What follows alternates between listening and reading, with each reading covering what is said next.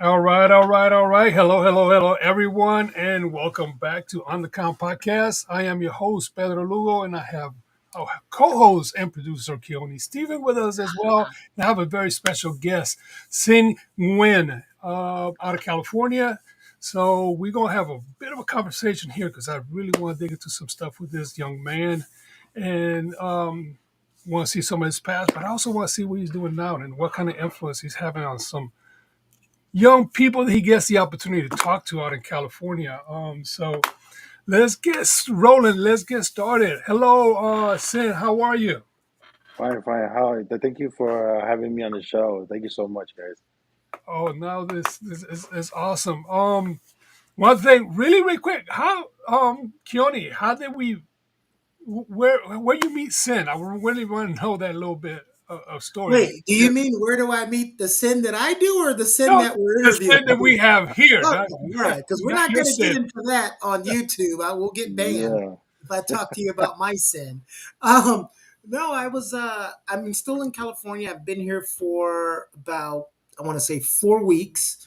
I was in San Diego and then I was in Los Angeles, and I got tired of paying for the rental car, and I'm only using it like once a day.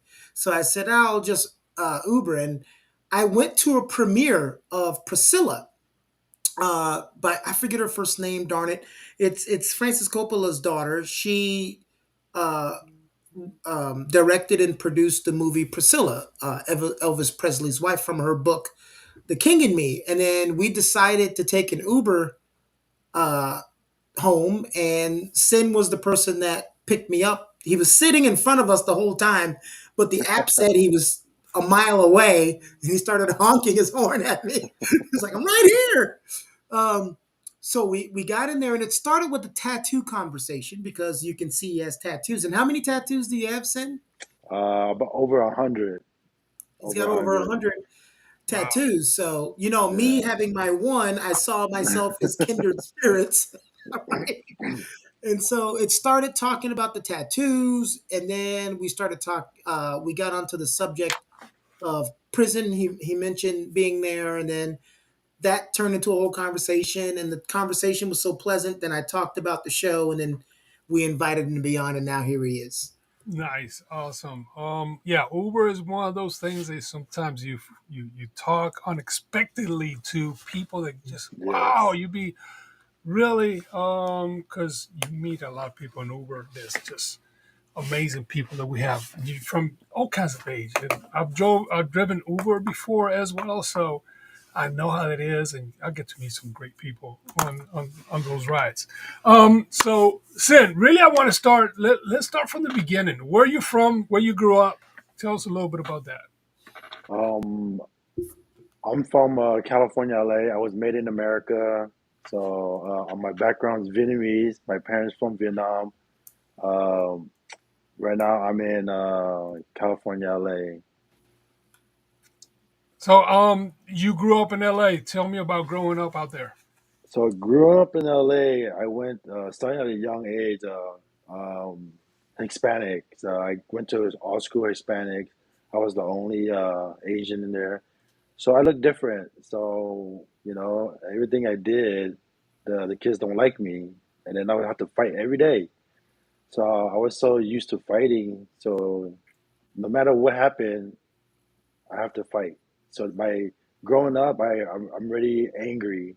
I'm really like don't understand. I'm confused. Like I look like everybody, right? But I don't look like everybody because all I see is like, okay, they have two arms, two legs, a face, and clothes on the back. What's the difference? I don't even understand because my parents wasn't they didn't understand English, so they couldn't explain to me what's going on. So growing up, going to school every day, fighting, trying to just go and try to learn. But as I get older, I went to high school, and then same thing over there, and then just getting bullied and fighting all my life. So I grew up around Hispanic, tough, I joining gangs when I was young, just to I joined an Asian gang so I can be like feel feel like I'm in the right place. I want to feel that I have friends. I want to feel like I'm accepted.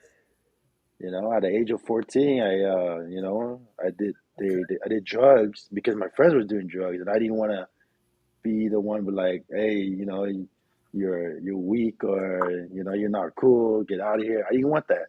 So I was doing things for acceptance. I never did anything for myself. Everything I did was for acceptance, and then I was getting manipulated from doing anything just to be cool. I was getting manipulated, but I didn't understand what manipulation was.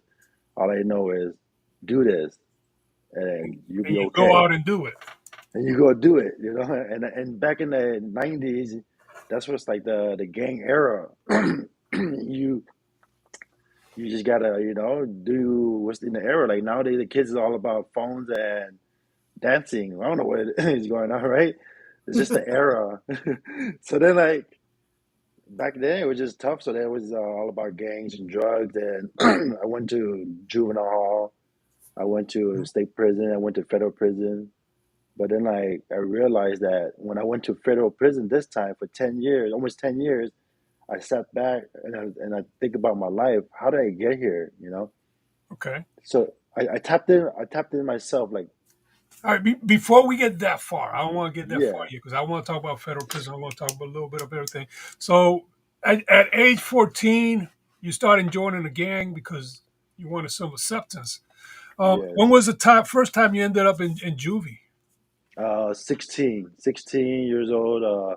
I was going with my friends, and we had a fight, and there's shooting involved, and just went in there for 18 months. Came out when I was 18, and then so then now I'm just like, because when you go to juvenile hall, they don't do nothing for you. It makes you feel like you earn stripe. You become tougher. That's like gladiator school It's for gladiator prison. school. Really, it is. Yeah, It's it's really like tough. nobody learned from that. Like everybody think that take your kids to juvenile hall or there's a system that gonna help it. It's not because when you go in there, you have 100 other kids at the same age thinking about the same thing. Okay, I need to be tough. This place is like it's like jail. I got to be tough. I got to be gangster. I got to be. So they would never think, oh, I need to study. I need to change my life. There's no time for that because when you go in there, you have to fight. If you don't fight, if you're weak, they're gonna pick on you. So you pick up another experience, and then since you learn at a young age, you think you're better than everybody. So that's what I thought. I went in, I'm smarter, streetwise, came back out. Everybody give you the respect. So now you feel like you're the king of the world because you've been in there. You So cool everybody, now. You cool. You fit in yeah, with the other guys. You got the little mark. You got that little yeah, hashtag now. You've done a little bit of time. You came out. You held your own. yes, You took a whipping here and there, but you gave a few back. So all right, well, let's bring you in, and you feel yeah. good about that. And that's what when I was young, that's all I wanted to do was be cool. So I started fighting a lot. And then my friends, they want me to be around them. But I thought, oh, they want me because I'm cool. No, they want me because I could beat up people because I was bigger than everybody. So I was their protector. Mm. So I didn't realize that until later on. I'm keep going to, I'm going to prison and I'm like, oh, my friends are using me. They're abusing, they're taking advantage. But you're young. It's like a high of life. Like you want to be cool. You're getting accepted to all this parties. You're getting welcome. And all this stuff. So everybody was looking up to you, and that's just like another high of life right there. And I was just riding that for a long time. So you say you're bigger. How big are you? When you say I'm big? so normal Vietnamese guys are like 5'5", like 140 pounds. I'm 6 feet two 240. Okay, So yeah, because I that's got some Vietnamese friends, and they're not that big. My friend, he's like 5'4". Yeah, he weighs about 145 pounds. That's but so he had you're big in between the normal Vietnamese people that I know. yeah. One So Um, of the for a parts kid, that yeah, I want to talk about is we never think, and of course we don't. We've all been kids before, and it's crazy how if you knew as an adult the effect you could have on other kids by based on what you do as a kid, right, right, it would help so much. And plus, one of the things you said is your parents couldn't really help you, not to any fault of their own, but um, there was no one there to help you process that as right. a kid. So you're going to process that the best way as possible. I didn't end up in jail, but I kind of almost had the same path. When I was young in elementary school, I went to a primarily, predominantly Caucasian school. So you can, and this is in the 80s. So you can imagine the things I Yeah, was heard and called, and so I'm always lashing out and fighting. I get the spankings from the mom for fighting in school, but nobody right, was helping me process how to deal with that at 6, 7, 8, 9 years old. right. And then luckily middle school and high school got more mixed, but I can imagine if I continuously had to only go to schools where I was the minority, how that could have turned up. So at an early age, helping kids process things is so important.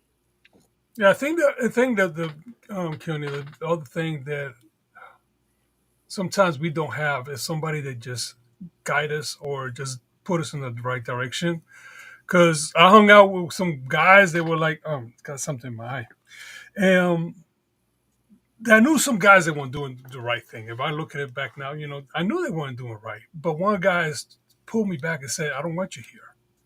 And I said, why? Because you got other better things to do in your life to be out here. So he kind of stirred me another way and not let me get in trouble. Even though they were getting in trouble, they just would not let me get in trouble. So that kind of kept me out of a lot of things. So that was now when you look back, I look back, I was like, wow, that was big difference. It made a big difference between me being on one side of the fence or the other side of the fence. So I was Mm, proud that that same thing happened to me, but it also makes me sad because where I grew up, which was predominantly black and some Hispanic, most of my friends hung out with the guys that sold drugs and did all that. And then every time I tried to hang out, they would run me off, and right. I'd get pissed. And then when I came back as an adult and I finally asked one of them, one of the rare ones that was still alive, I said, "Why did you never let me hang out? You always chased me away." And he said something to me, and it really actually made me sad. He said, "Well, those kids didn't have any future. I saw something different in you. How are you deciding at 8 years old that we don't have a future?" You know, that's a whole nother conversation. But you never gone. Have you ever gone? This is just going a little bit off. But have you ever gone to elementary school? you mean did I, I I go? mean, to watch the kids in elementary Yeah, school, not to yeah, yeah, elementary school. All yeah. right. If I've sat and watched and kids in elementary school, and you watch them all standing on stage, and this is so bad because working, I've worked in the prison, law enforcement, and that. So I'm looking at all these kids and how they acting on stage, and I'd be like, yeah, he's going to end up in prison. So is he. He's a doctor, he's a lawyer, and it seems like from that age you start if you got a different view, and it's like I will see these kids, and I was like, why am I thinking that way about these kids? They might have thought about the same way, but usually it's because we see something in those kids, and the kids that I work with when they were growing up, and now they're just graduating, going into Naval Academy, got one of the great, and all this. And I But saw their future when they were that little. but you can see that based on what they're doing and reacting. But something that we're going to get into a little later. But that's why you do what you do, I do what I do, and Sin does what he does, because it's like you should not say that that's the road at 8 and 9 years old. Because I It's mean, Pedro terrible. knows this, but Sin doesn't know this. I had a doctor tell my mom when I was 8 that I needed to go to a special place because I would never be a contributing member of society. Like, Wow. at 8 years Yeah. old, you determined that? And then, two master's degrees later, 20 years in the army, here we are. So it's like he was saying, where is that person to give you guidance? I know we went off the rails a little bit. Let's get back to sin, Let's but get back. But that was say, important all for us right. to talk My about. my my thing is, you did end up, you get out at 18. Now you're an adult. Once you turn 18, you're no longer a teenager, so the law kind of changes a little bit. When did you get arrested, and where did you end up doing state time? I got arrested about the age of 23, 23. Um, and that's probably like 2007. So I got locked up at 23, and then for selling drugs. So like I tell you, when I got out of prison, out of juvenile hall, I was getting all this, like respect. So I took it. It was a new high, and I took it, and then I used it, and I tried to be the toughest guy I can be around with my area, and then the people within my gang was like looking up to me, and I give me my respect. So and then I want to hold it down. But then like it comes with the territory when you're selling drugs and gangs, police is gonna come after you, people that hate you, and then somebody told on me and they raided my house and they went in. They I got incarcerated for that, and then so I go in for 3 years. It's a 5 year sentence, but you only do 50% of it because it was a non-violent. It was just drugs. So then when I go in there, now this is the big house, compared to what I was in when I was in juvenile hall. Where So where did you go? Where did you? I was in Lancaster State Prison, and in there is like it was like wow, this is like all like the people I've been dealing with all my life, like gangsters, tattoos, mafias, and like drug dealers and all that. And I'm like learning. It's like it's like university. It's a school. You're learning the street life. You gotta learn. You gotta learn how to protect yourself. You gotta learn how to read people. You gotta learn how to like understand people. You gotta learn how to talk to people. You can't be disrespectful, and then it's like a way of life. I don't wish nobody on prison, but I do think that people should go in for like at least 3 to 6 months just to get that the first 3 to 6 months lesson, So when you inmate comes in, the guards are gonna talk to them, and then your people's gonna come and they tell you who and what and where you gotta stay away from and why and this and that. Like it's just like they should make a handbook out of this, but they don't. Well, It's just about it's just that a there you go. lifestyle. That's an idea right there. Make a handbook about it. We can and save, help some other people out, give them some ideas. Um, Right. so you did basically 2.5 years, 3 years on that sentence. But that was if you really look at it, between 18 and 23, you have almost 5 years that Right. you end up in prison. What were you doing in that 5 years? Like I was just you know so my mom, she works for she tried to pay the bills on her own.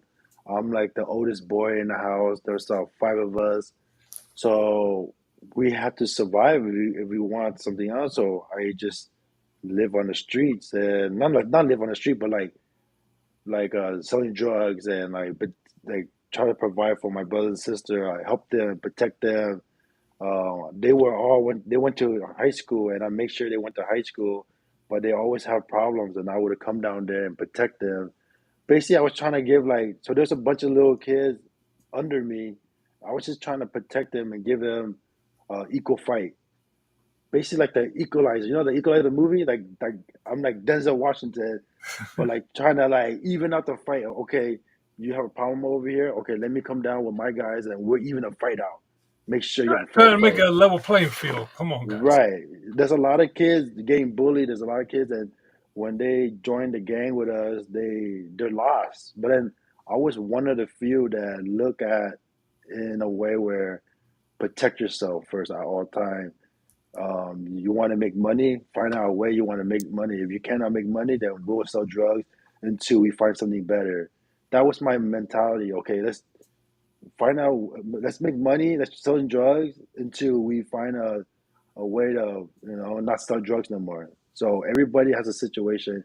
Oh, this kid want to do sell cars. This kid wants to uh, do whatever it is they want to do. So I help them. I'll get my connection and I'll help them get in that situation. But then like there's some kids that doesn't want to do nothing but just want to gangbang and fight and all that. But then like what did I do? Like do I let them be on the street? No, I have to protect them. I'm like, okay, if you're gonna do it this way, you gotta make sure you gotta be safe. Protect yourself. Don't go there. Don't cause kamikaze and go in there and suicide yourself. Like don't think about it first. So I was like a little bit older than all these kids. At the age of 18, everybody's looking up at me. At the age of 20, everybody was looking up. So I was pretty smart in the street because I was pretty wise at about the age of 20 already. And I keep on going and I try to help out. I went to school. I went to school to do nails. I'm manicurist. I went to school for that because that's my mom does that, and she told me just do that. I went to school for that, but that failed, and it just didn't work out because I was just too worried about the streets. Because when you live that street life, you gotta always be on it, or else you're gonna get Kind of the adrenaline, you keep it going. You like that adrenaline, that moment that right. being on the street, that it's just getting that. I can't even picture those two things. Gang life and trying to be a manicurist at the same time, right? Oh, but Keone, but what he said, that's a whole story behind Mhm. why Vietnamese people are the most that do A nails manicurist, and yeah. manicure. Yeah, I know. No, I know. I'm just pointing out that Oh, that's a, yeah. because Oh, that's what they gave him when they I came can over just from Vietnam. imagine what anybody else who was gang affiliated would say or was thinking when you're trying to be a manicurist, you're right. no matter if you're Vietnamese or not. Yeah. Yeah, yeah. Oh, I'm a manicurist. And people, yeah, right. You're here to call it you're a manicurist. That just did not add up. I can see where you're going with that. Or they may just want to say, hey, that's a good thing, but there's some stuff I want to sell out of the back of your shop. Yeah. You know? So it does happen. But so you ended up doing also federal time. Right. I got out. I got out at the age of 28, 23. I went in. Um, I got out after the 3 years. That I went back in at 28. I went in when I was 28 and for selling drugs, and then they gave me a lot of time because it was my second time. So I went in and I looked around and I'm like, wow, this is like again a repeating thing, and I'm tired of it. So when you're doing time, if you do 1 year or 2 years, you're not gonna change. When you do like 3 or 4 years, you're still not gonna change, but a little bit. You think about it. You think about it. But when you're gonna sit down and do 10 years, you're gonna really think about your life now because the next time you go back to prison, the next time I go back to prison, it's life, 25 to life. It's like almost like a three strike thing. It's called criminal, Career, career criminal.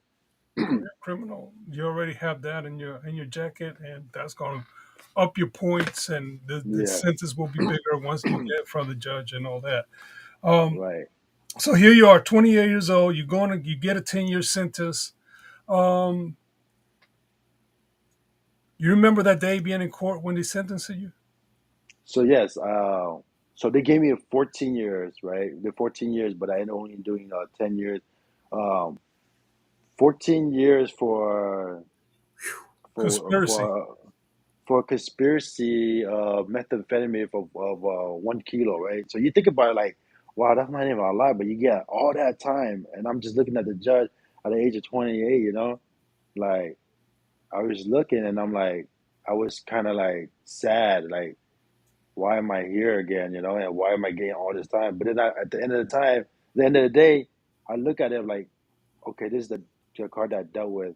I just accept it because I did it. I sent it, whatever it is, I did it, and then I got caught up, and so I accepted it. And then when I went back to my the holding cell, I was really bummed out. Like I didn't know what to do. I didn't know what to say. Like because growing up, there was nobody that I learned from. I learned everything by myself.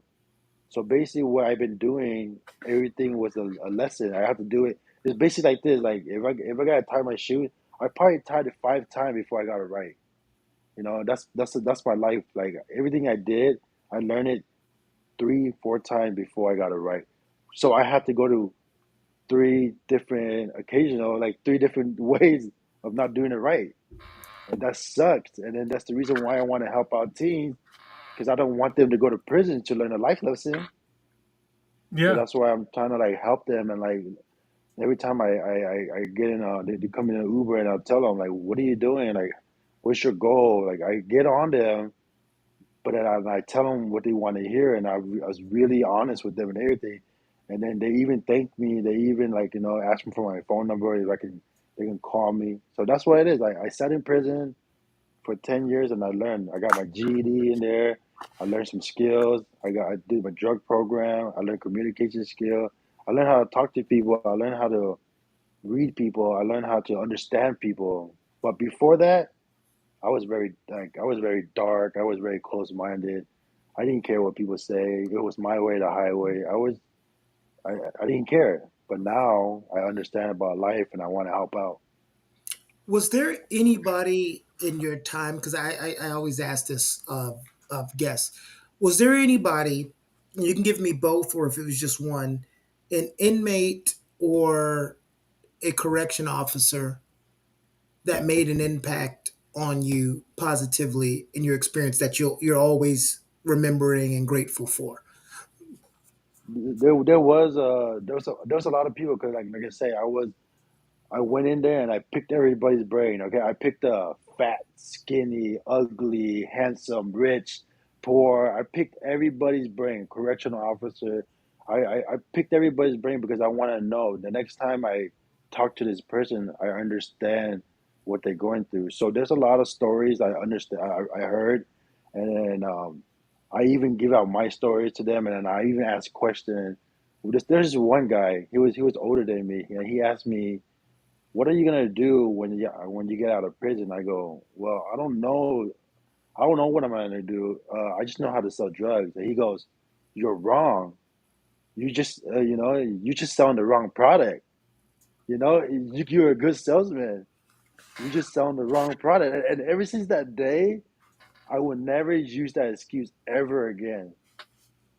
yeah, So you that's know, all. and that is funny you say it that way as well because I tell a lot of guys, they go into prison and what'd you do? I was a hustler. I wasn't the street. I said, but you were just hustling the wrong side of the street. That was it.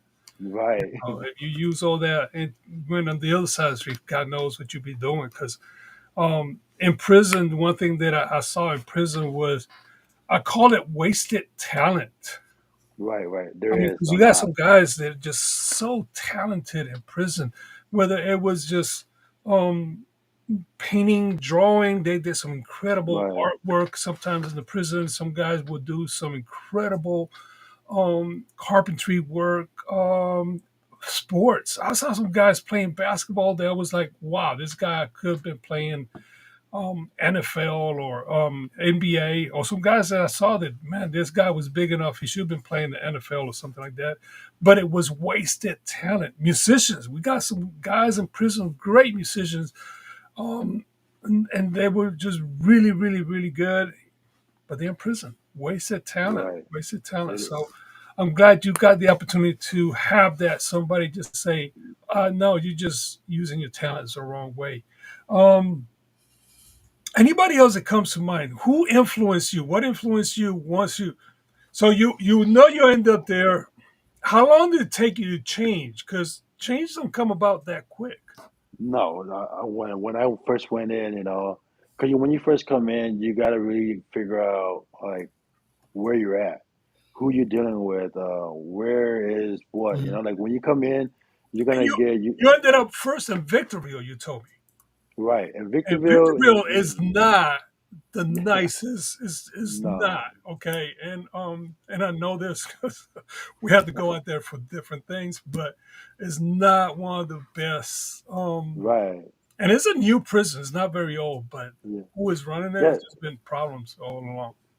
yeah. So when I went to Victorville, and then it was like you have to be tough. And then when you first come in there, you can't just be like, oh, I want to change my life. No, because Victorville prison, there's only the race, right? Like either Asian, Black, Hispanic, white, or So there's no nobody. It's called like you have to be in one of those.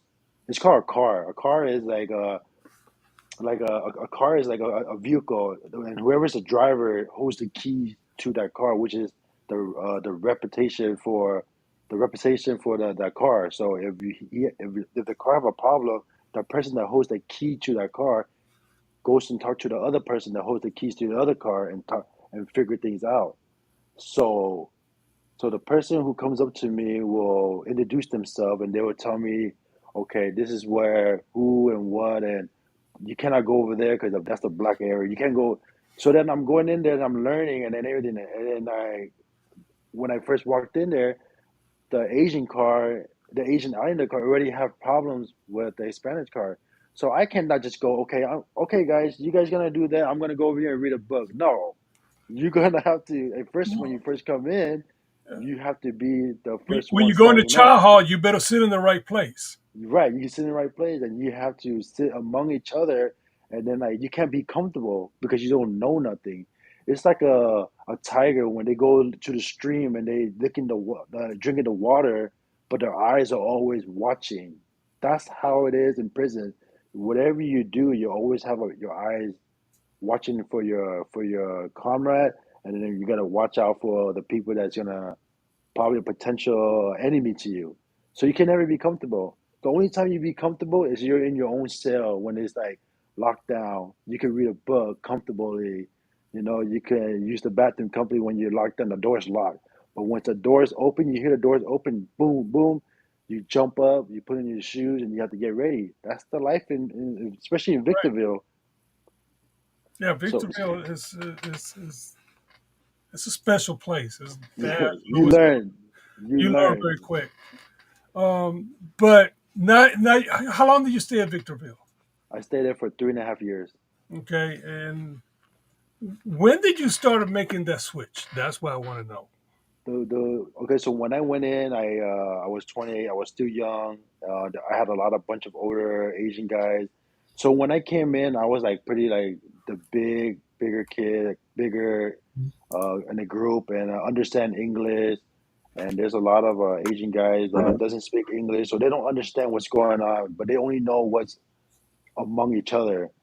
So then like, but if you don't have your GED, you have to go to school. So when you go in there, when I went in there, I went to school, and then the first 4 months, I got my GED. I passed my GED. So then I'm like, wow, I like this. So I guess I'm not dumb after all. So Right. I kept on picking the books and started reading and reading, and I started reading, and then I started going.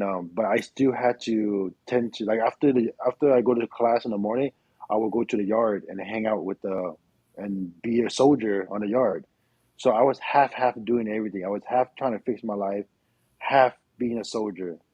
You know what I'm saying? So, but once I got my GED, I started thinking more. Okay, I read more books. I started reading books, and I read the easy books. And then once I read the easy books, then I know how to read more books, and I read other books, and I started liking. I started reading self help books, and I'm like, oh, this is what this is what's going on with me.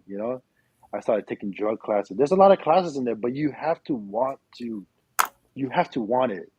That's the trick right there. You gotta want it. You gotta want You it. You want got to it. have put it in your heart. This I Mhm. want it, because if not, you're not gonna get it. And No, and it's so funny you say that GD, Keone, because that GD for us out in the street. Oh, we got GD. Okay, great, big deal. Mhm. But in prison, it makes a big mm, change. A lot of people don't realize that's a big change when you make that GED or you get, or Right. we did the high school graduation as well. We got high school. We came in and when I was in Butner, we did a high school. class. We didn't do just a GED. We actually did high school for you to get a high school graduation. But you get a GED, and I saw that as a big difference. When guys got their GED, it's kind of opened up different doors, and that some of them will change and be like, well, I didn't know I could do this. Right. Because they always told me, I had one guy that said, well, they always told me I was dumb. Right. And I was like, dude, you're not dumb. You just don't learn like everybody else. So let's get you ready. And once that GD came through, I mean, they start looking at different things and get into more programs. And the change comes about. But you have to, the one thing is you got to want it. You got to want Right. it. Once you see it and you get it, you'll be like, okay, now I can accomplish this. I can do so much more. So you started seeing the change right about then. And Right. did you read anything specific that really that right now it still sticks with you? Anything that you've read that really is Well, effective? when I was in Lompoc, so after I got my GED, my points start going down. Then I get to go to a low, which is like a lower security. When I went over there, you have more classes, you have more opportunity, you have more. Um, you find more people that uh, teaches more. Like if you were a carpenter on the street, that you come in, they're gonna tell you, hey, would you like to teach a class about carpeting? You know, or if you're real estate, you were real estate on the street. Hey, would you like to be able to teach a class on real estate? And yeah, so there's more inmates teaching on whatever they knew on the street.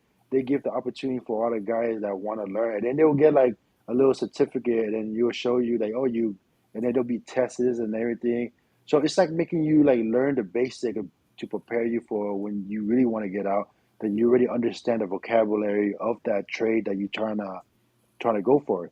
So that was kind of cool. So I see like okay, it's self help. So there was this one thing where it's called Seven Habits. Seven Seven Yeah, Habits like let's see. Seven Habits by Stevie Covey. Right, that's bro. Seven Habits. Yeah, Sam, mute your mic. Oh, you've got the book that he was talking about. Yeah, I got the book yeah, because we talked about this a lot in prison as well. I got some other books that yeah. That I one was right a there. counselor as well, so we had guys that we talked about that book and some other books and what I was it? know I've talked about it till at death, but Sin, I'm telling you, especially if you've seen some of the episodes, the amount of people that have been on that Pedro has oversaw from either being a correctional officer or a counselor, the respect and the thankfulness that they have for him is Yeah, something I never really hear people do from that standpoint. Even some of the people that had no affiliation with him, some of the right. ex inmates, um, when they've talked to him, talk about the respect level and how much an inmate deals with a correction officer or a counselor better if they're authentic and they feel Right, like they're actually not just there showing up to make a right. paycheck and You, work. there's a lot of correction officer that does care. They're human, and then there's some correction officers that they're really assholes. I'm sorry for saying that word, but No, you're they, good. Oh, you're good. they come in to work and they make you a living hell. Like, but then there's some correction officer where they see that like, oh, as long as you're not killing each other, there's no blood on the floor, and then you're not fighting with each other. You guys do whatever you guys do. That's it. And then we respect those we respect them, and then we will help that the CO, the correction officer, that counselor, whatever it is. Like if you come in and you're like, hey, this person is, and then we know who you are and we respect you, we will handle those things just because you look out for us, we look out for you. But the CEOs that are really assholes, something he wants, we're gonna make him feel it for the day. Like, no, we're not helping you. You're gonna work for your paycheck. We don't care about you. Same thing, you know. Like it's vice versa, you know. It works both ways. It really does. It works both ways all the time. Because you can make our life just as difficult as we can make yours. And the way I always Right, thought about it, there's more of you there is me, so I better make it as simple as possible. But the relationship was as such that, Sin, sometimes y'all had to take care of business. Right, There's you have always to. one. We had one guy in this one unit that was just, he went off. He wanted to do all these things. He gets in a fight. He got in a fight with the other three guys, one by Yeah, one. And he's all beat up. And so I go back to the unit and say, what happened? They told me what happened and exactly tell me, I did this, I did this, I hit him with this, that he won't stop. He's coming out of, all right, okay. I'm not going to lock everybody, but somebody got to get locked up. yeah, exactly. Which one of you is going? Well, I said, these races Yeah, here. Come on, because I got to lock somebody up. I can't yeah, just let somebody get beat up. I know what happened is really his fault, but I got to help him. yeah.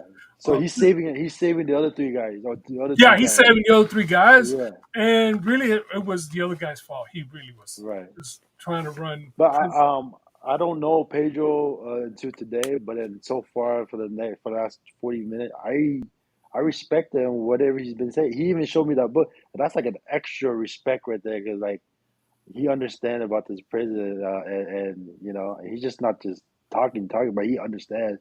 And I respect that. This whole time I'm sitting here and listening to you, I'm like, wow, we need more correction officer or guys like that we're in prison, Like I respect that. I respect you. Thank you. I appreciate that. Um, all right, so now my biggest thing. One question I love to ask also. So you done? You getting out? Right. Um, and how was that moment when you find out? Well, I'm getting out, or when you just already know you getting out in the next few days? How was that time? That time was because so when I went that time when I got out of 2020, right? 2020 December 2020. That's where we were still on lockdown for COVID. Right. So the past 4 months we didn't get to do nothing to prepare myself to get out to get more research or resources for when I get out. There's nothing. So it just the counselor will come, be like, okay, you're going home, you're getting ready for release at this day. That's it. Like I don't know what's going on. Did some CEOs or some counselors wouldn't come to work because they didn't want to catch COVID because when the prison catch it, it's still in the air. Mm-hmm. So nobody wants to do it. So I would just get my paper. She would come, or she would just drop it off in the mail, and I'll receive it in the mail. But every question I have, I couldn't get to them. So getting out, and going to a halfway house is a different thing than getting out straight in the street, collecting $200 from the gate money, and you're on the street. Like it's just like different situation. But when I got out, at the halfway house, they just give you this list here, go find a job. Okay, I need to go get my ID. They make it hard for you. Like, why don't you guys help me go get my ID? Like, no, you need to tell me where you're going. You need to have the DMV call me. I'm like, how am I gonna have the DMV call you?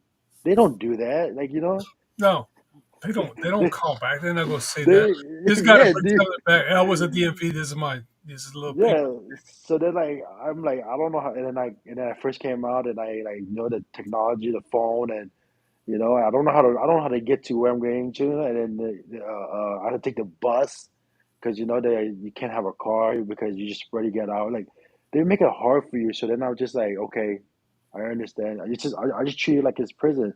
You go in and then you figure it out. You find the resource and then you gotta deal with it. Nobody's gonna help you. That's what one How of the long were you things. at the halfway house?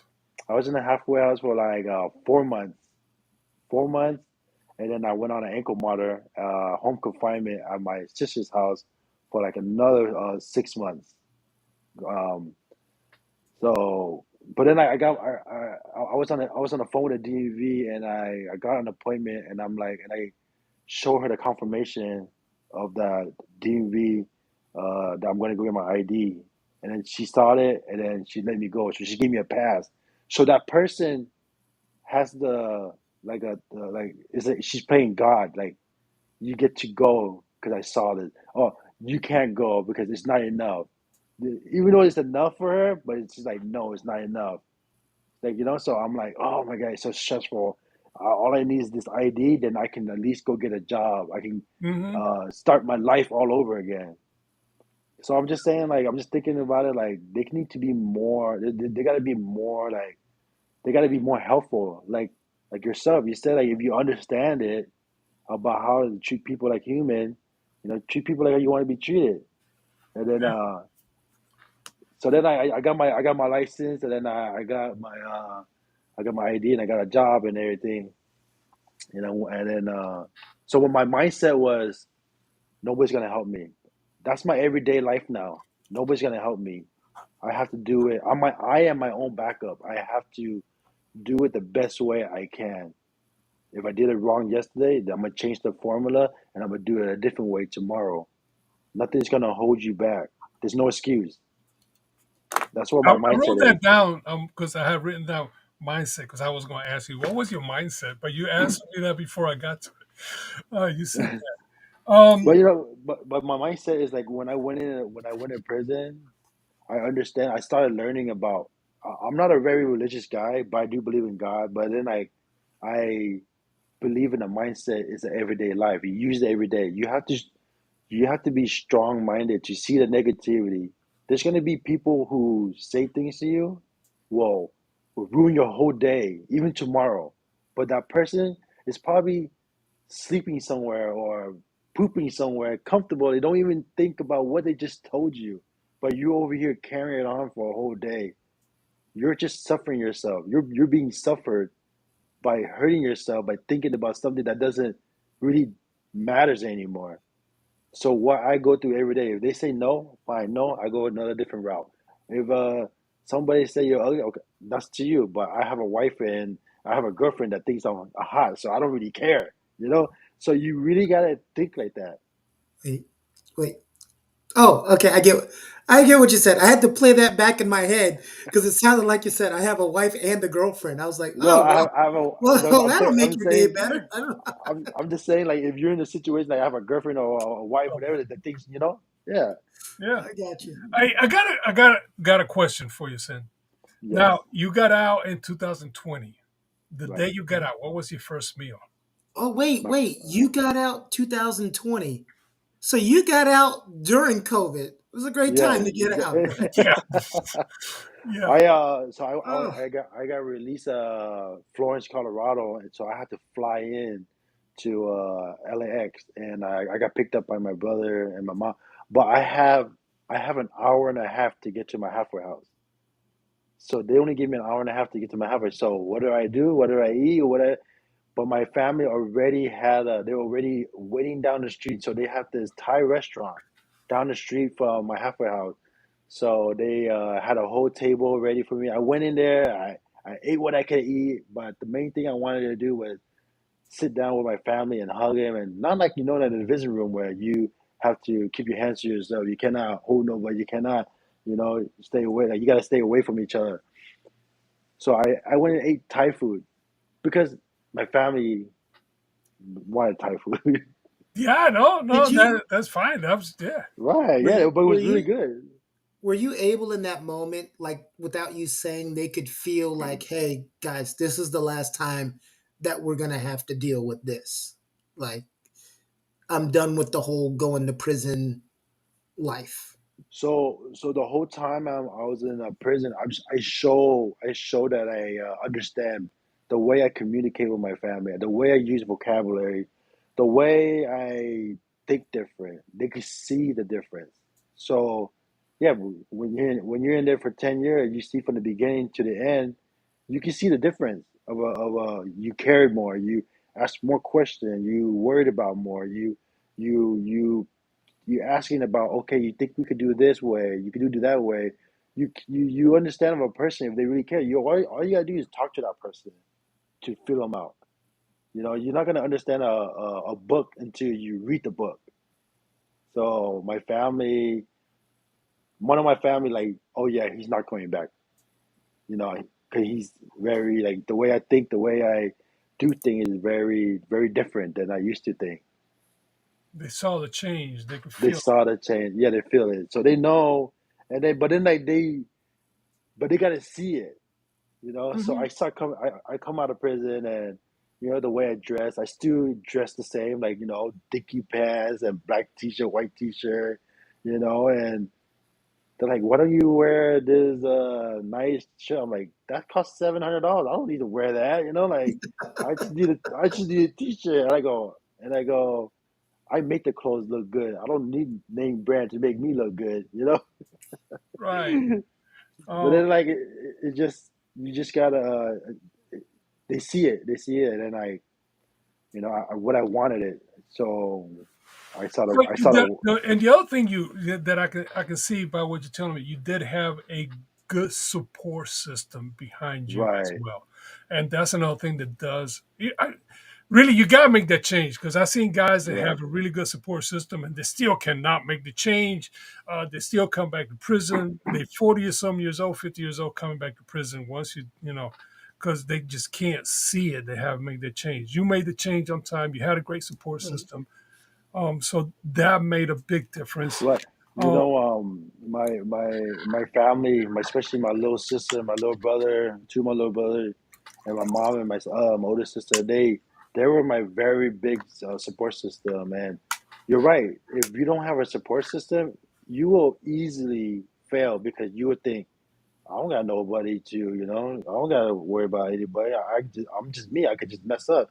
But then, like, if you have a big support system, like, man, I cannot really do that because my brother's gonna get mad. My sister's gonna get. You really think about it, and you still keep fighting. So it's good to have a support system. But I have a very big support system, and I appreciate them so much. And I stay on track, and I do a lot of things where they are very proud of me. This is my little brother and sister in the Asian culture. You you gotta set an example. They have to look up to you. But I look up to my little brother and sister, and I show it to them every day that I appreciate them. And then it works, and they want to hang out with you more. They want to help you more. Yeah, support system is a must. Is a big thing. That's why I try to support anybody that wanted it and needed it. I'll support them. Awesome. tell us what are you doing now, Keona? You got a question?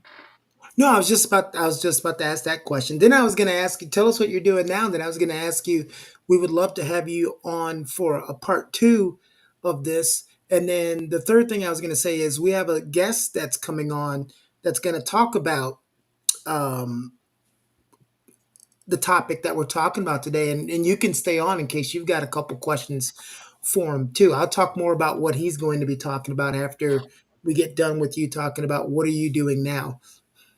Okay. Yeah. What I'm doing now is so when I got out of prison, I work at a nail salon. I went from an aggressive environment, which is prison and all men, and I went into a nail salon because my sister owned a nail salon. Um, so I was a manager there. So I was dealing with women I'm not disrespecting women at the I'm just saying they're very sensitive, they're very needy, and I'm like, there's one time when I asked this lady, "Do you want this nail polish?" My sister came over. And she's like, "You cannot say it like that." I'm like, but in prison, that's like the nicest way you can ask somebody for me if you want anything, right? So then my sister's like, no, you gotta say, excuse me, would you like this nail polish? Like, what? And then I really had to change my environment, my vocabulary again and again. But then like, yeah, I did work in a nail salon for like over a year, and then I became a Uber driver. But Uber driver is I'm doing this until I find something better next. I have a newborn son. He's 2 months old. I'm providing for my son and my wife. Like I'm very happy. I'm at peace. I get 8 hours sleep. I'm very happy because I changed my mindset. I changed the way I do things. Nice, nice. Um, I would definitely want to bring you back because something, and probably bring you back with some other people because one thing I want to talk about, and I wrote this down. You said something that's very important. Stay on track. Right. Staying You on have track, to. and I want to get to a point that we talk more about staying on track as well, because Right. that's really really hard. I did a course. I put together a course. We did it for 6 months on really we call it a fresh start so you can start fresh when you got out, but it also had to do a lot by staying on track and what you had to Right. do. We did a lot of role play stuff, Mm-hmm. that you had to deal? How do we deal with people like those moments? How do I deal with somebody when I go for a job interview, and how do I deal with that moment when they say, "No, you're a convicted felon," or how you had to deal with your friends that were always doing, they got troubles, they're doing the wrong things, Right, and you can't hang out with them. How do you deal with those? Because you right, got to learn how to deal with those situations before you get in them, because you are going to get in them, especially you right, go back home and you didn't move too far away. You're going to run into them old friends. You're going to run, hey Sid, man, I got this, can we do this? You want to jump in? And you'd be like, I can't do that. right, right. So we need to talk more about that. Yeah, I have a lot of topics that I basically focus, and I've been telling all my Uber riders. I have people that don't even want to get out of my car because I was telling them the stuff that they wanted to hear, like the stuff that like they need to understand to live a better life. I got one person to be like crying in the backseat, like, "Oh my God, God put you in my car to this car today for to take me to Uber." I'm like, I appreciate it. Thank you, And then they're like, "This one, like, hey, can you still drive around? I mean, I'll pay you cash, and just keep driving. I need to hear more." I'm like, "No, I gotta go to work, Like, can I get your phone number?" Like, there's things that I tell people because I have a lot of life experience. That's what it is. They want to hear from people who have life experience, and the way you talk to people, they gotta understand it. The book, sometimes people write a book and it's so like the reading level is so high, like they open the book, they can't read, they don't understand it, they're gonna put it down. So Right. you need to talk to them in their language where they understand it. Then they will understand, and they want to engage more, and they want to hear more. Definitely. Amazing.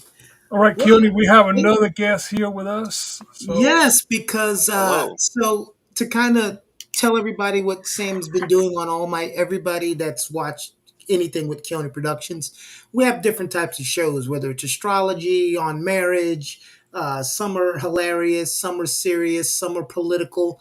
We have a whole bunch of different types of shows, and what Sam has done is come on each one this week and kind of tied in what he does and what he needs to talk about to what we're doing. So, for instance, Monday was a show based on marriage, and we talked about finances in marriage and how to make those better.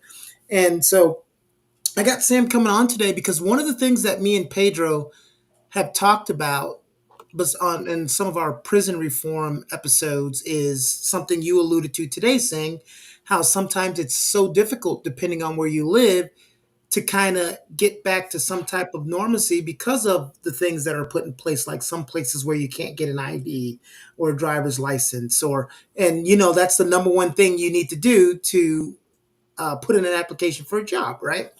Well, we've had some guests on before that they got out of prison. They were having so much trouble, getting hired by someone that a lot of them just started their own companies. They started their own business. They started off small. We've got ex prisoners who are now successful day traders or real estate agents or all sorts of things that they started doing things small on their own. And me, Sam, and Greg in the future are going to work on we're going to have a special that we're going to do, and we're going to work on a project that's just geared towards helping people who get out of prison become financially successful. Mm. So to make their lives easier. But we're going to be working on that. But Sam is here today to talk about. First of all, Sam, I'm going to steal all the way from you. You go ahead and tell us about you and what you do, just like you've done on every show. Yeah. So I'm a holistic financial planner and asset manager. Basically, what that means is we help people make money and we better their financial situation. Before this, though, went military, did that whole shit, all that, and I have friends where they went to prison, and we share experiences, and a lot of the and I'm not comparing the two, but a lot of the stuff is the fucking same. The exact when you're in basic, when you're in your unit, your strict regulations, there's a lot of similarities that when I was describing, he's like, oh, that sounds pretty similar. Scheduled meal times, all that fun stuff, getting woken up early hours to do dumb stuff, doing dumb stuff for no reason at all. So a lot of similarities there, which I kind of found interesting. Um, so What was interesting though was I actually have some clients who were got out of prison. We helped them really start their lives. And like you guys said, getting hired is a big issue. Employers do not like to see that. So one thing that we did and we found, because I was helping these clients get a job and establish their life essentially, um, was we looked at trucking. I don't know if any of you two, trucking is a huge industry with a lot of ex-convicts in it. Uh, and just because no one cares. I mean, can you drive? Are you a decent human being? That's all that matters. Can you get to A to B on time? No one cares, who your background at all, and the money's pretty good. And so we actually helped this individual start a trucking company, and now they have 4 trucks, and they're doing well. They're doing well, but that wasn't possible. It was definitely a hard grind, just getting out of the halfway house and helping them get off on the right foot, because there's a lot of challenges. I mean, and what I saw people, you're kind of like left on your own. There's not much support. They kind of just let you go. In the halfway house, there's some stuff that I noticed, and this is from an outside experience, obviously. Um, but they don't help you that much. They kind of just let you go and do your own thing, and it's kind of up to you to figure it out. And sometimes that's a pain in the ass. um, so that's kind of it in a nutshell. Okay. Awesome. And so, what do you got coming up on November 1st? Yeah, so November 1st, I know you guys mentioned real estate, you mentioned investing, day trading. We're actually hosting a masterclass on real estate and investing in general at 6 p.m. Um, it's a great event. It's going to be great. We're just really going to teach you how to essentially make money, um, make money, and that's who doesn't like that. um, but I encourage everyone to show up. Even if just questions, we'll do a Q&A session after. So if you even have questions at all, you want some help, we're here to help answer your questions. But yeah, it is interesting just in general, the whole landscape, because you have to tailor your approach. Oh, I thought you were going to say something after tell your Oh, approach. I didn't realize there oh was a no, no, period. yeah, no, I that didn't was Oh, it. realize there was a period on the end of that one. I left you guys hang for that. Yeah, I mean, I guess so. From you guys, I have a question for you guys. From you guys' experience, how was the halfway house like personally? Like you said, they didn't really help you that much.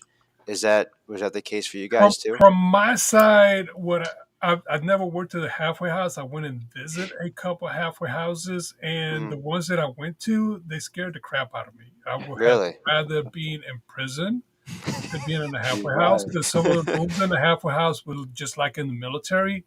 Yeah, Here you are in an open bay, with 5 strangers that are willing to steal everything from you. Mm. And the halfway houses are tough. yeah. And a lot of times, very few have ran, and not that they just ran bad. It's just there's not enough staff No, Right. at a yeah, halfway house. Imagine prisons, UK penitentiaries have the most staff because per inmate. By the hmm, time they get to the camp, when you get to a low, there's very few staff per inmate, and when you're at the camp, it's less. And when you are in a halfway house, it's like probably 5 staff there at one time, and anywhere between 30 to 40 other inmates coming out of prison, and then you have another ones that come in and out, and they take care of community service. It's tough. It's just tough yeah, all the way around for staff. And not that they don't care. It's just they don't have the time to just care and say, "Oh yeah, let me hold you. I'm going to do this," and it's really really tough. no, yeah. That's what I got out of it. Now I don't know, Sin. What did you get out of the Well, halfway house? the halfway house is it's the same thing as where you really want to change, or do you? The halfway house means half prison, half street, right? It means that to get out of the halfway house, you have to be job secure, address, the home confinement secure. You got to show them that you're going to work every day. You get a paycheck. They need to see the paycheck. seeing you make enough money so they can release you out of halfway house. So basically, you went from prison to a halfway house to home. So the government or the system, they got to see that you are very secure before they let you out. Because if they let you out and they mess up, then it's gonna go back on a halfway house. And then if the halfway house mess up, it's gonna go back on a prison. So it's a blaming game. So everybody, so then like that's why they're so strict of letting you do everything because remember inmates are trying to run games, trying to get out there fast. But how are you gonna show it? So the only way you show it is through paycheck. I have a job, and then the people that the lady that control the where you work at, she will come and visit your workplace, like surprisingly visit you to make sure that you're accountable where you say you're at. So when you're in a halfway house, you have to fill out this itinerary of every day where you going to be at, how you getting there, how you getting back, what street you're gonna turn on, what street you're gonna turn. Uh, when you come back, you gotta like how you coming back, and what street you gotta come on, and what time you'll be right here. If you a minute late, they're taking away your privilege of going out. 1 minute late, they brutalize you on the way in, they brutalize you on the way out. They piss test you, everything. So it's like prison, but at the same time, they're making it hard. Like they really want you to stay focused. Make Mhm. sure you're saying what you're saying. Yeah, Yeah. Oh, that's you're not free. Yeah, you're not free. no. You, You're you not know, free. I'm sitting here, and again, and this is not personal experience, but just being in the military, it's the exact same. Exact same Everything thing, you right? Yeah, describe, we call that a con op. right, We have those. Oh, you want to go on vacation? Where you going? The You have a plan? right. the only well, in 20-year retired here, and I can see where Yeah. Sandy's coming from because it does. But you do. It's the same in sort of them making you feel like you're powerless. But at the end of the day, you still have that that thought in your head of that you still have certain freedoms and coverages. Oh yeah. You're also getting paid. It's not the greatest pay in the world, but it's paid. So there is that one difference, and the other difference is when I'm in the bay with the other guys, I don't feel like anyone's trying to steal my crap because they don't really allow you to have anything. Yeah, and that's what I said. It's like different, but there's a very It's- similar. there's a lot of similarities, but but the Yeah. but So it I feel bad but for. I don't want to the, make like it's the same yeah. thing, but creativity. Well, the If you similarity that I wanted to make was it can't, both of them are equally difficult if you're a person that's never had structure or you've been living the life the way that you've wanted to live it. If you go to either one of those, oh no. that's where it can really seem the same, yeah, you know. but you know where they're similar, and you won't believe the thing is the similar the Now, wait, Pedro has creativity. Because Pedro was in the military, and he was also a Oh, corrections okay. officer, and he was Okay. also a counselor. So he's got all three perspectives, There except you for, go. of course, not being a prisoner. But But creativity. Inmates are very creative when it came to food and Right. having stuff. Hey, while you're in the military, especially if you're in the field in the middle of nowhere, you can get very creative with Oh, food and MRE. yeah. So I was, these Oh guys yeah. were I very was, creative, making from I, baking to pudding, banana pudding. They make Doritos. They were just nachos. You will go out of the street right now and you probably pay $15. These guys will come up with stuff that was like, I was, man, I was one of the top guys that makes those kind of food. I would name my food like, I would name them Panda Express, Olive Garden. I would just take noodles and I just put cheesy and mayonnaise and barbecue sauce and I'll mix the sauce up and that will be my pasta. I yeah. just put And right, that was the hustle. A lot of guys will sell right, food in the prison That's crazy. because they right, didn't want to eat in chow hall, so they'll sell food or right. they make food and they until they got caught. You gotta have a great Since imagination. I tell you, I the best story is always for me the guy that I caught one night. I come into work and I'm in the unit and I make rounds. They know when I'm in the unit, I'm not going to sit in the office. I can't sit around too long. I don't sit. Keone knows this. Yeah, He called me, "What are you doing?" Because he knows I'm not sitting down. So I can't sit around and I'm walking around the unit and I see this long line. Oh, All right. There's a line, and I jump in the line, and I tell the guys, "Y'all be quiet. Don't just say nothing. Just keep the line going." So I'm in the line until I get here. He turns around. The guy turns around. He's making sandwiches on a hot yeah, grill. He's made a grill. He's made a yeah. grill. He got Uh, a cord. He got it. He can regulate it. It's incredible. He's made this nice cord. I'm like, he got a line. I said, "You got a line going on here. Um, just finish cooking. Go ahead and finish cooking for us." I told him, no, just go ahead and finish cooking. No, wait. I get it because like you're about to get in trouble for this Yeah, anyway. I'll go finish cooking. But once you finish tonight, you got to bring me this hot plate. Okay. Yeah. You can't have it. It's the first thing. And he said, all right. And I didn't come, I didn't go get him. He brought me the hot plate later on that night to the office. He said, here you are. You know, you can't have it. I could write him up and all that, but we just didn't do it. Guys, everybody was happy. I was happy. They finished eating, but that was the last night they could use it. They love it. Kramer's like, I'm not starting a I prison get uprising No, over a no, hot no. plate. I guarantee you when they know they study your shift, they really want you to be on shift. That's how we do it when we're in prison. We know who's gonna be working and be like, oh, what's it called? Pager's working. He's cool, but we gotta show him respect. Like we just do what we do. Like we will go to the correctional officer. We're like, hey, what's your program? What are your do's and what are your don'ts? And then we'll ask them for that respect. And they're like, don't do this, don't do that, don't do that. Dude, you could do this, whatever, but don't do this. When I'm walking, if I don't see it, I can't get you. But All right. when I'm in my office, do whatever you want to do, but just don't kill each other. That's respect. And we every time they come in, whenever that CEO that we love to come in, we'll let him get comfortable. We make it look like it's all good, and then when he goes to sit down, then we do what we gotta do. You know, I can tell you guys are all, even though I would never say you guys aren't telling the truth. My cousin went to prison and he told me, he said, one dude walked up to us and said, hey man, you know, I got the scoop on any type of drug you want. He's like, screw drugs. Can you get me some ketchup packets and some mustard packets? He's like, I don't want your cocaine. I want ketchup and mustard packets. Yeah,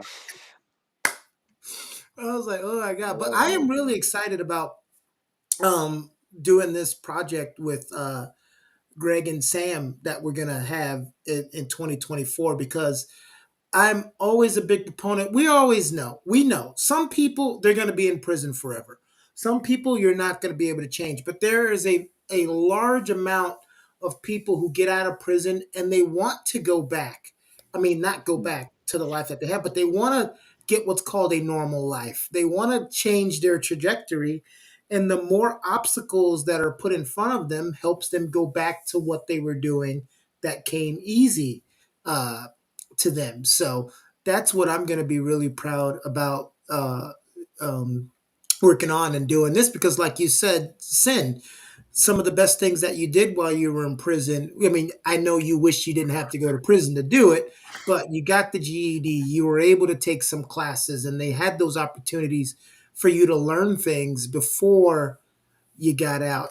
And that's what a lot of us that haven't been to prison or we grew up thinking that prison was all about rehabilitation.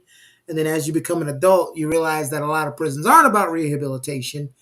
Right. Um, and so, how do you solve that problem? And I think this is one of the ways that we're able to do it. Um, because just like we talked about on the marriage show where we said infidelity used to be the biggest reason for divorces and breakups and now it's financial stress has so much to do with so many things going on today. If you're not mentally well, having bad finances does not help it. No. You know, if you're down on your luck, having bad finances does not help it. If you're going to prison, coming out and having no money is not going to help it. There's so many things in life that are tied to money that you can't get around it. And so Sam specializes in helping people navigate that. Right? Let me get on that real quick. When I get out, I had to for 10 years I didn't make money. So I Yeah. came out when the COVID happened, inflation oh yeah. happened, gas price went up. I almost gave up. I He the whole came out in time. 2020, Sam. So when I was in prison, I was focusing on one job, right? Because that's I'm getting out. I'm gonna have one job, pay my bills. And no, when I got out, I almost failed. I had to get three jobs, to because I didn't want to fail. Yeah. And was it easy? No, it wasn't because I had to figure out. But do I want it? I have to. It's not I want it. I have to survive, especially in California, LA. Oh The yeah. Ugh. gas prices right now is like $6, and I drive Uber, and how much money can we make? So then, like, yes, financially, it's the biggest thing, and that's why I tell everybody, you're stuck at a job that you don't like. You have to get out of it and find something better, but don't quit now. Find another job, and then when you find it, then you quit the other job. But then you have Yeah. to find better. You always have to find better, but you have to find. You got to be happy. Once you're happy, then you can do anything you want, and it'll be all right. But you cannot do it on a weak mindset. That's why when Pedro mindset, that's what I focus on the most. It's the mindset. Mhm. That's the everyday thing. You gotta basically train your mind so you don't care and just keep going. Your mindset is the thing. So that's what one of the things I like. Yeah. And Oh what yeah. you just said relates to Sam because it's the same thing with finances. It's a Right. mindset. Some of us weren't born with parents that had good incomes or were able to teach us about money, how money works, and all of those different things. So, with everything that you did, even with the mindset, it's can you be educated in that area that you need to be better at? And a lot of times people will ask people who aren't the experts in that area and they take the bad advice. My grandfather used to always say, you can't ask a broke person how to make money. Right. You don't go to your butcher with your mechanical problems for your car, right? And Yeah. so that's the thing that I'm going to enjoy most about that is the I education got. part. I have one question for Sam. Yeah. What do you do with a person that doesn't have time to pick up a new career or go to school to get a certification because whatever they do right now, they have only enough time to go to work. Like right now, I have a newborn son. Hmm. Nanny costs. The nanny makes more than I do. There's no point of hiring a nanny and giving my paycheck, right? So Yeah. right now, I'm working graveyard shift, and then in the morning I have to watch my baby while my girlfriend goes to work, and she comes home and Hmm. she watch the baby at night.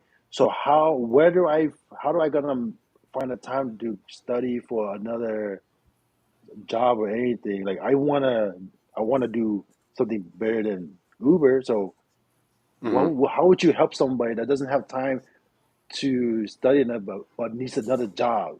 You get what I'm saying? So That's they don't where a have lot of time or people. or the surplus of income.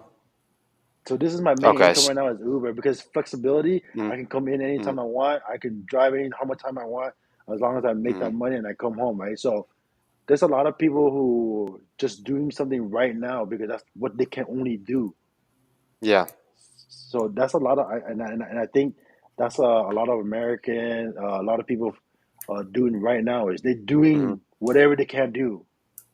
Yeah. You get what I'm saying? So, so The only person that can really learn about something and have a career is the younger kids. That's why I encourage them to do it when they're young, not when you're old, oh right? yeah. Oh, So that It, is the it's myth and fib that Sam is about to talk about. Because one of it's the biggest things I get Sam on is when people tell me they're too old or it's too late, and I have a full time job in school and kids, and I'm like, right, there's always a way. You're never too old or it's never too late.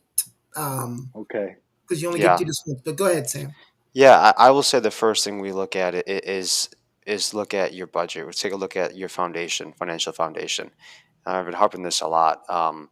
Look at where your money's going and find ways you can cut back and save extra money. And with TikTok and Instagram and all, the social media, people, a lot of the people like get rich quick sells. It's sexy. It gets the views, gets the attention. Everyone loves it. No one loves get rich slow. But that's unfortunately how most people get rich or get a lot of money or get a huge amount of assets. Is It's a very slow process. So the first thing I would do with someone like you would You sit down, take a look at your financial picture, take a look at where your money's going, do a basic budget, nothing crazy, and identify ways we can cut back and save some income, and then reinvest that income. A great Mm. book I recommend everyone to read, everyone, is the hell's it called? The Richest Man in Babylon. It's a quick read. It's like 100 pages. Super, super, super quick read. It's a pretty good book. Again, Richest Man in Babylon. And it's not like a traditional finance book. It won't put you to sleep. It's more of a storytelling book. So it's a lot more enjoyable than opening up your finance book from college and be like, oh, here we go. Mm. But the biggest concept is you got to save money. You got to save money, and however you do Right. that, you got to figure out a way. Um, on top of that, for getting a better job, there's always it's about priorities, and having a kid makes it super difficult. Right. And having a girlfriend, wife, spouse, whatever, super difficult. Um, but there's points in your life where you got to put it in overdrive and sacrifice something. Maybe that's spending time with your family, maybe that's sleep, maybe that's whatever, to make out the time to study, to look for a new job. Like for Uber, when you're sitting in between rides, because I drove Uber in college a little bit, you have some dead time, so you can look Mm. at your phone, you can read. Yeah, we're just Man in Babylon. That's it. Yeah, it's like 100 pages, fast read. Audiobooks. Audio. There you go. Perfect. Um, While Audiobook. you're driving, listen to it. yeah. For someone like, so that's what I recommend, and look at ways you could expand your career and make more money without doing a full, because you don't need a degree. You can start a new business. You could look at getting your CDL is a good. I mean, if you're driving Uber, drive a semi. They make decent money. You're not going to get rich off it, and you won't be home a lot, but you'll make good money.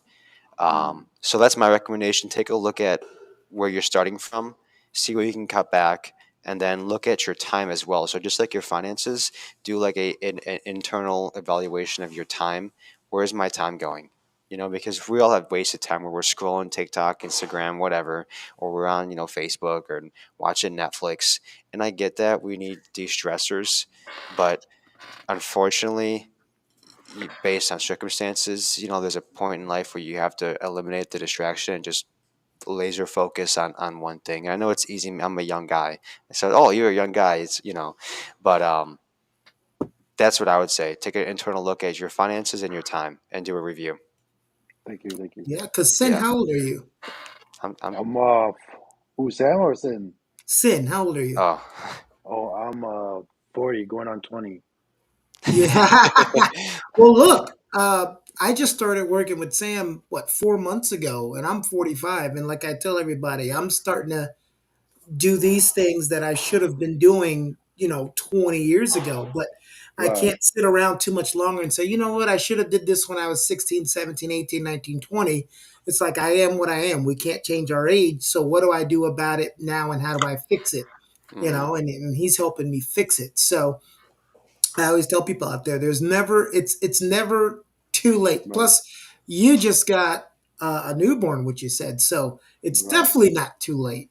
Yeah. Because you've got 18 years. You got 18 Yeah. years to put things Ooh, together yeah. and think about where it's going to be at that 18. You get with someone like Sam, and he helps you plan it out. You know, by the time your daughter's 18, she's got something that you never were offered. Yeah. Yeah. So uh that's the Yeah, good thing about that. that'd be my advice. Just do an internal look at yourself and see where you could cut back on both on finances and time to save money, Oh, invest that money. I just you're absolutely right. I just did that. I just did that a couple of days ago. Mhm. I cut my sports channels because I work graveyard shift no more, so I'm not even gonna Yeah. watch TV. Oh So I yeah. cut and I saved $60 a month right there. There you go. And Yeah. and I'm trying to like get a new car, a hybrid, to save on gas. Yeah, Hmm. I'm. You're exactly right. You have to go in and see. It's basically like the ingredients of your life. Hmm. What is the ingredients in your life? Whatever's not good. Sometimes a little bit of salt and pepper in your food. It's the simple things in life. Hmm. That's all you need. You Yeah. know. Yeah. So It's you so got to funny figure that out. you said that, Sin, because I remember everybody I think used to be like that. I one day when the last time I had DirecTV, which is almost 9 years ago, I just one day I'm looking at my bill and I'm like, why do I need 683 channels again? I watch the same four channels. Why do I need Right. 600 of them? You And have to so go. Yeah, that's pretty good. you're Yeah, right. So, and it won't get you rich. It's not gonna, but you do that, and then you compound it with other things, and then 10 years go down the line, and you reinvest that money, and it makes a difference. And then the other biggest thing is look, just job hunt. Um, Right. I Uber's great in some cases, but it also can suck, because you can have times where it's just empty and you're dead, and you're just kind of sitting there like, Right.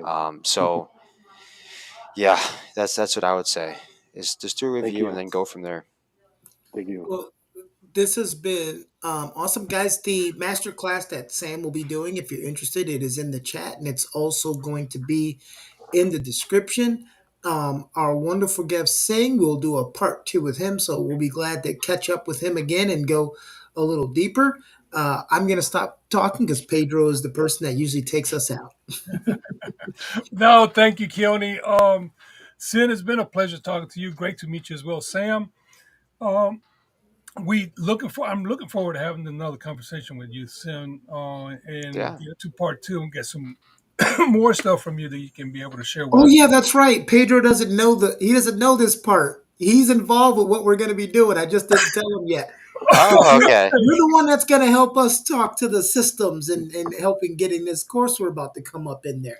So we'll Awesome. talk about that later. Okay. All right. Fantastic. We'll do that. Again, let's close out. Thank you so much. Thank you, Keone. Thank you, Sam. Thank you, everyone. Great to see you all. Glad to have you here.